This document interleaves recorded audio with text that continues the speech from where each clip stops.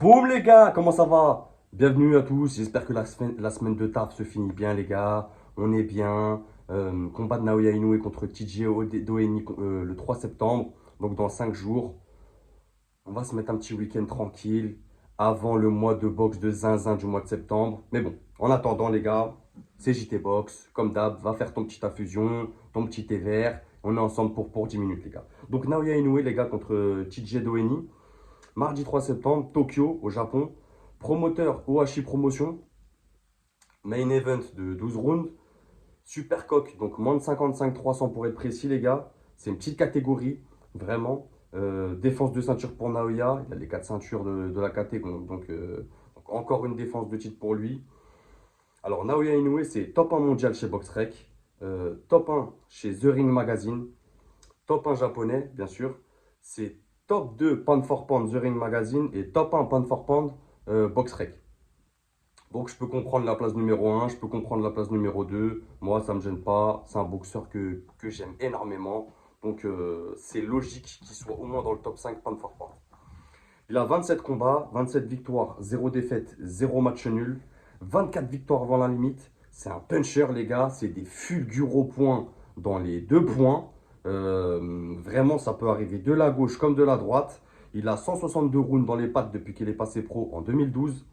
Il a 31 ans, droitier, 1m65. C'est des petits gabarits, les gars.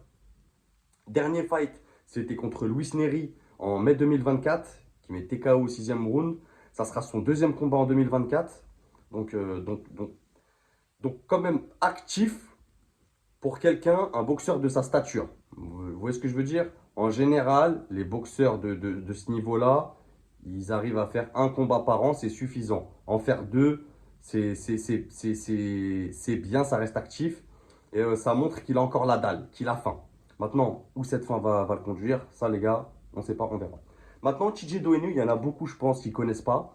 Déjà, si je demande à quelqu'un de me citer un top 5 chez les Supercoques, ça va commencer à bugger, même les mecs qui suivent. Donc c'est logique que TJ Doheny, quand on a vu l'annonce, on s'est dit, qui c'est, que veux-tu? Que veux-tu? Tu vois ce que je veux dire? Mais bon, pour moi, c'est logique qu'il est là. Comme je l'avais dit, pour ceux qui ont participé au live où je survolais un peu le mois de septembre, il a fait beaucoup de cartes japonaises. Il a été en sous-carte notamment d'un combat de Naoya. Donc c'est logique. Ça fait depuis 3-4 fights qu'il est sur des cartes japonaises. Je pense qu'il est apprécié là-bas. Il a des victoires. Donc c'est logique qu'il soit sur un main event face à Naoya qui est dans sa catégorie et qui n'est pas démérité, qui est bien classé. Il est top 13 mondial, top 1 irlandais. Il est quand même top 7 chez The Ring Magazine. Donc, il est bien classé dans les différentes fédés aussi. Donc, c'est une bonne défense de titre pour Naoya. C'est pas, il prend pas non plus, tu vois, un top 15 inconnu vraiment loin. Non, ça reste quand même, il reste quand même légitime, TJ Doheny pour moi. 30 combats, 26 victoires, 4 défaites, 0 match nul, 20 victoires avant la limite. C'est pas un puncher. Euh, Ça va être un finisseur. Tu vois, c'est vraiment quelqu'un, s'il sent qu'il a touché, il peut aller te finir derrière. Mais en première attention sur un punch, il n'aura pas ce punch qui t'électrocute. De toute façon, c'est très très rare les boxeurs qui l'ont. Mais ça reste un boxeur quand même qui, s'il peut finir avant d'aller jusqu'au bout, il le fera. Et bon, là en face, il y a Naoya, on va pas se mentir. On y revient. Donc 178 rounds dans les pattes depuis qu'il est passé pro en 2012. Ils sont passés pro la même année. 37 ans. Il y a 6 ans d'écart entre les deux bonhommes.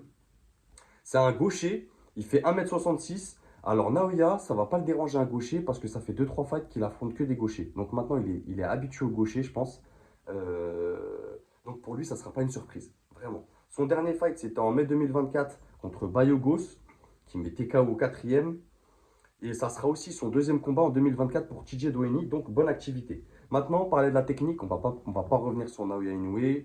Je l'ai déjà décrit sur plusieurs vidéos d'avant, analyse et prono. C'est un coup d'œil incroyable, c'est une puissance et une vivacité surtout euh, maîtrisée et tout aussi incroyable. C'est rapide de bras, rapide sur les jambes, les déplacements. C'est une intelligence de ring technico-tactique. Vraiment, il n'y a pas de mots en fait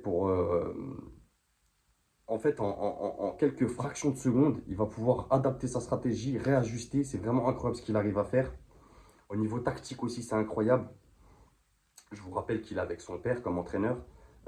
C'est un physique, c'est du volume, c'est très très précis. C'est ça que j'aime bien chez lui. C'est qu'il y a du volume et du débit. Mais quand il envoie ses combinaisons, c'est précis. C'est pour toucher, c'est pour piquer, vraiment faire mal. Il ne va pas envoyer des milliards de coups dans le vent ou dans la garde. Tu vois, c'est vraiment qu'il a senti une faille et il va aller la chercher. Il est habitué au gaucher, c'est des déplacements incroyables. Bref, un génie. TJ Doheny, pour moi, il y a plusieurs problèmes sur ce fight. Je trouve qu'il a les mains un peu basses. Et quand on connaît la vivacité du japonais en face, à mon avis, ça va aller vite. Tu vois, je pense qu'il va être vite pris de vitesse, le Doheny, l'Irlandais. Il a tendance à jeter aussi en première intention. Tu vois, donc il faut faire attention. J'ai peur que le bras arrière de Inoue vienne le cueillir. Il n'est pas très mobile. Tu vois, il va pas beaucoup désaxer sa tête. Ça va être une cible facile, je pense, pour Naoya. C'est une mauvaise défense sur les contres. Ce qui est pour moi, là, ça sera un gros problème.